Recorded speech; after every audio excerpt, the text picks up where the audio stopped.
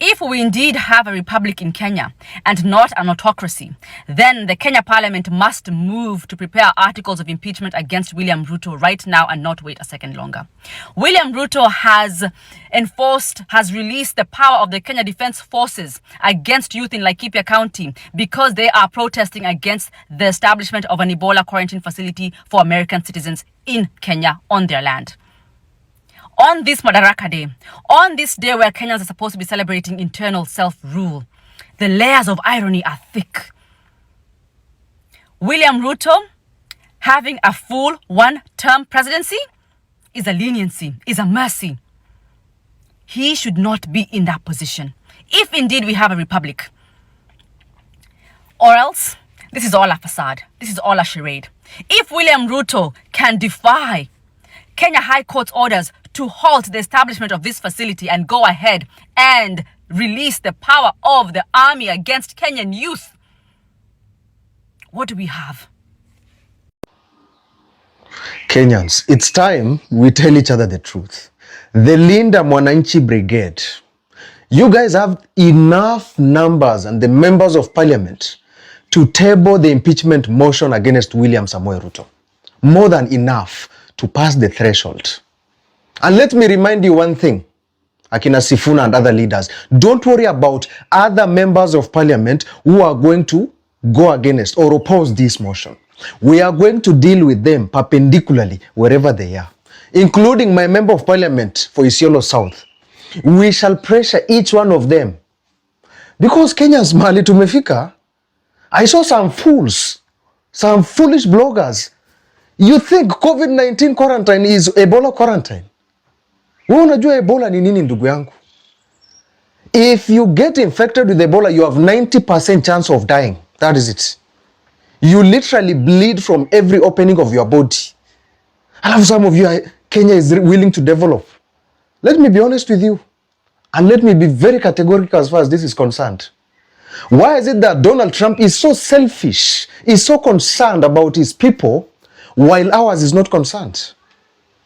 Me hata nashuku it was William Ruto who suggested, who went and simped in Washington DC over the call with Marco Rubio that this center should be brought to Kenya. This is enough grounds for the violation of the sovereignty of the people of Kenya. There was no oversight that was done. This is an issue, a threat to national security. I mean, Kenya is nothing without its people. You are bringing a disease that is going to endanger our lives, leave alone, even if you are going to contain it. It's going to be a threat to the generations to come.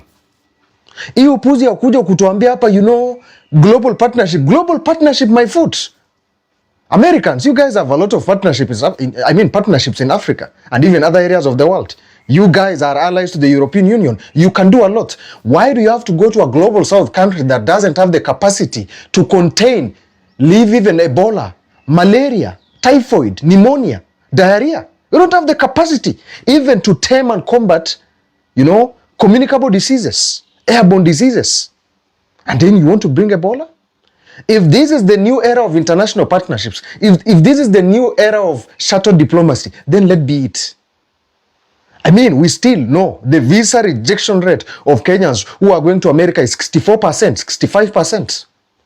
All of a sudden, now we are having 100% visa acceptance for the sick American Ebola patients in Kenya. If Kenyan today angekuwa mgonjwa to be infected, he or she is infected with Ebola, the acceptance rate to be taken to America, even if it is life-threatening, is zero. Please, William Ruto, and whoever that Minister for Foreign Affairs of yours is, you really need to, I don't know, how much is enough?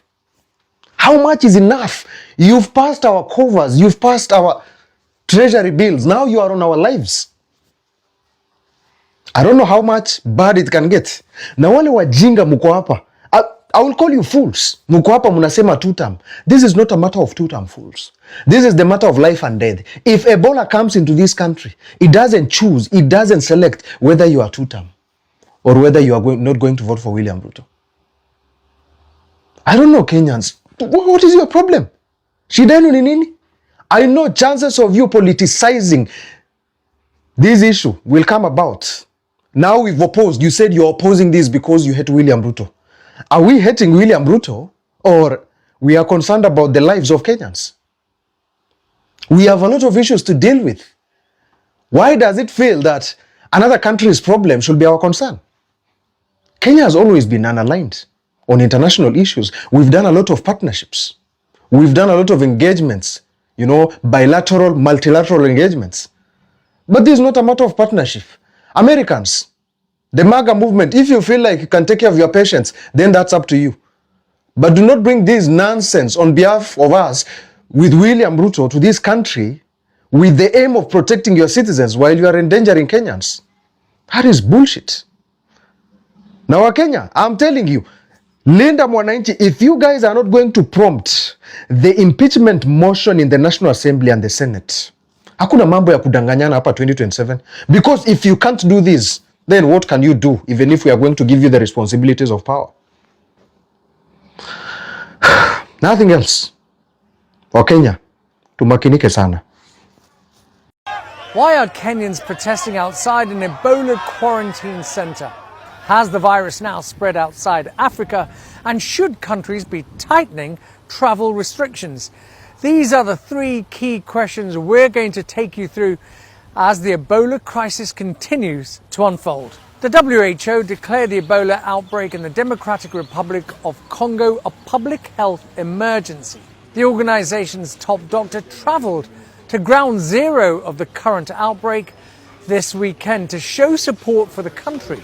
This spreads very quickly. There are many factors that lead to that. I won't go into detail, but the fact that it doesn't kill as many people immediately like the other strains is of course, it's better for each patient, but is worse for the outbreak because it then spreads much quicker in the community. But in Kenya, hundreds of people have been demonstrating. The protests come after US officials announced they were planning to send Americans exposed to Ebola while abroad to a new facility in Kenya instead of flying them home. The facility would be based at Laikipia Air Base, and it could be operational by Friday with 50 quarantine beds for patients. But the plans have faced pushback, not just on the ground, but legally too. Kenya's High Court suspended the facility and any arrival of foreigners with the virus. Kenya currently has no recorded Ebola cases, and the country's fragile health system was given as the reason why Ebola patients should not be allowed into the country. So a key question is, how easy is it for Ebola to spread outside Africa? Well, we can't say for sure. At the moment, there are only suspected cases being investigated. There are 2 in Brazil and 1 in Italy. Uganda has closed the border with DCR, and the US has imposed travel restrictions on travellers from DCR entering the country. Currently, the UK has no restrictions in place, but given the potential risk, should other countries also be tightening traveller restrictions? So I think countries around the world are going to have to give careful thought to how they handle travellers from certain parts of Central Africa and their own citizens returning from those countries. We see the United States imposing on its own citizens a more intensive screening at the ports of entry. The UK situation is much more light touch. And of course, if somebody were to bring it into the UK and spread this to people they live with, then I think that the health authorities might have questions to answer. There is some good news. DRC health authorities are celebrating after 5 patients who had Ebola have now fully recovered and have been allowed to leave hospital. But that doesn't mean to say the health crisis is anywhere near over, but it is a positive sign.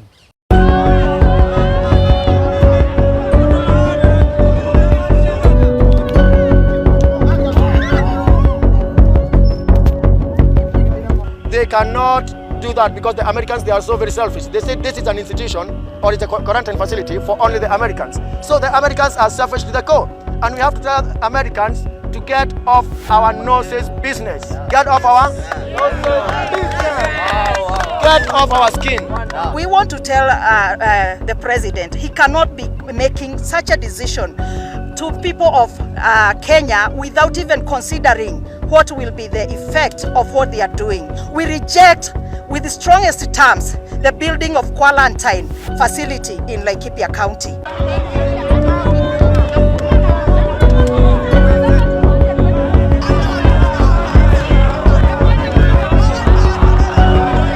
We do not have any history of Ebola here. Why are they not doing it in the DRC? Why are they not doing it in Uganda? Why must they bring it here? So we are saying we categorically, no negotiations, no public participation, we want nothing. We want that facility taken out of our town. We want it taken out of Kenya.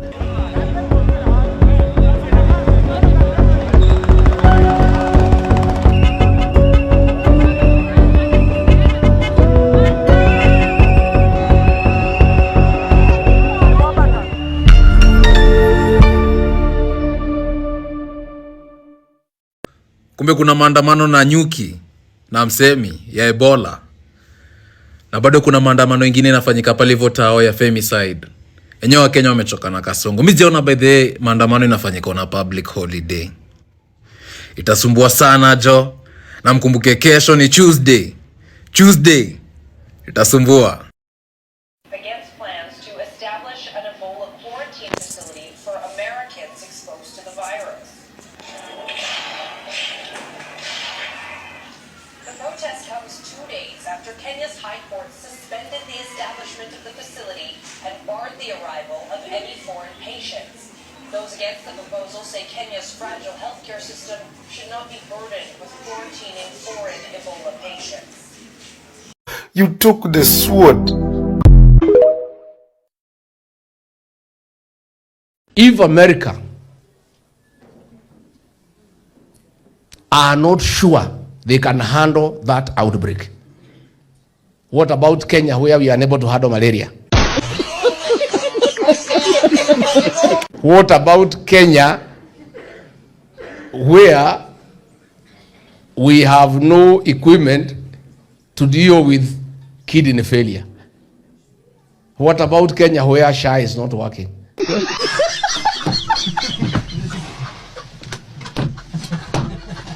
And even as the government promises one term, and even as the for TV 47 Nairobi. It is the people who hire and fire governments, and we will prove them on Tuesday that it is the people of Kenya who will make the decision to take Kenya forward. The deep state will not stop us. The system will not stop us. The powerful will not stop us. This is going to be the culmination. Tunangoja election tumtoe siaka siaka siaka siaka siaka siaka siaka siaka siaka siaka siaka siaka ni kutoka siaka siaka siaka siaka siaka siaka siaka siaka ni kutoka siaka kila mtu siaka. Keep jogging, keep jogging, keep jogging, keep jogging, keep jogging, keep jogging, keep jogging, keep jogging. Run, run, run, run, run, run, now better run, run, run. Run, run, run, run, run, run, now better run, run. Oh manyala jodana usema wololo yuko barabara nko tarasa asenyonolo staki from ya swara biashara utapigwa nyongolo au niaje savaro na swala cause man we on the road.